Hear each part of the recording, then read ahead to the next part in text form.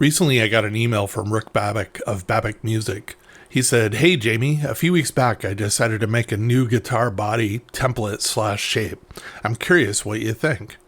My reply was, "Here's my answer. I just bought it. That is so cool." Rick runs Babik Music, which is based in Third Lake, Illinois. He has a reverb store and he makes custom bodies. And I've done a couple builds prior using his bodies. His bodies are, one, very artistic because of what they look like. But the other thing that's really cool about them is they're heavily chambered. So they look like they'd be like really, really heavy bodies, but they're not. They're really light. So the listing for this body said that it weighed 3 pounds and 2 ounces. The body wood was made out of African mahogany.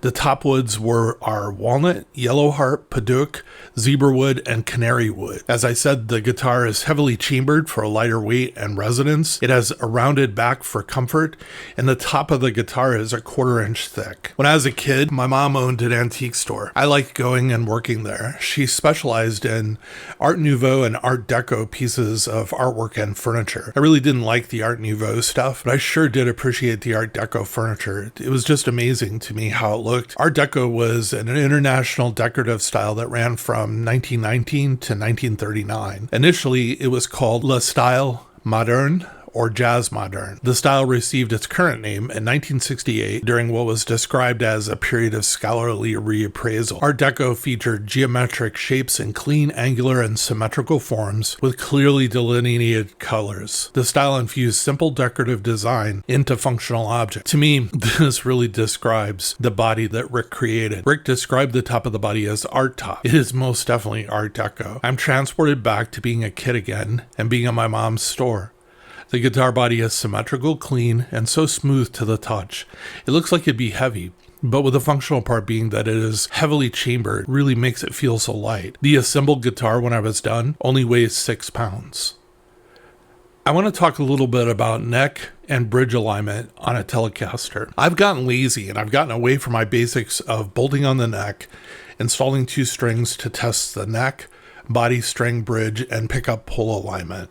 It's too easy to make a small mistake when going fast that throws everything off when you're done. I put the bridge on this body. I thought I aligned it properly by sighting it in. I didn't. After the guitar was fully assembled, I could tell that the bridge was off by around 3 to 5 degrees. I was so mad and disappointed in myself.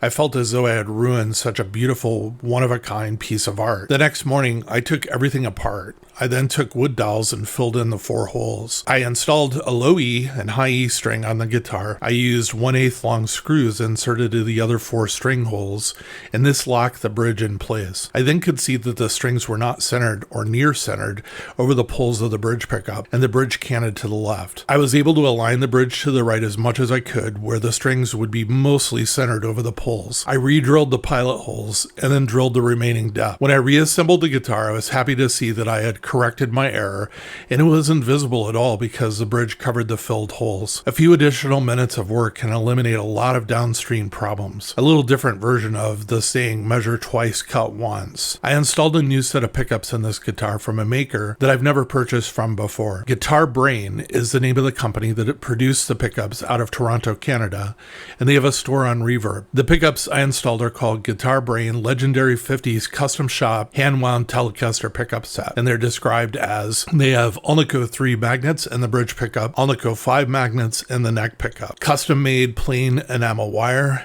and scatter wound coil. The neck pickup measures in at 7.55 k ohms, the bridge at 7.72 k ohms. They describe them as the pickups were meticulously made using authentic components and a scatter winding technique. We studied around 24 of original pickups manufactured between 1952 and the late 70s. We also conducted numerous tests of different kinds of wire and magnet pulls. Pull diameters and wire thicknesses of the original pickups were matched. We treated these pickups in the end with black beeswax. We feel the results we achieved are amazing. Today we can offer you pickups made with maximum precision and historically accurate components. So to get a custom set of hand-wound pickups that sound like these for less than $200 is pretty amazing to me. I really like that there's all these small boutique pickup makers now that are kind of cropping up, and you can find them on eBay and Reverb if you look. I really love this guitar. Rick noticed I had installed a USA-made Fender neck on this guitar. I normally do not install a $600 guitar neck on a guitar. My response back to him was, I probably would not be selling this one and would keep it for myself. The sound that comes out of the guitar plugged into my Fender Princeton Reverb clean and then with my new JHS kit, not a Klon pedal, is smooth with a bite. The chambered body's almost acoustic guitar-like resonance and the 1950s sound of the guitar brain pickups is a great combination of differences. I really like it.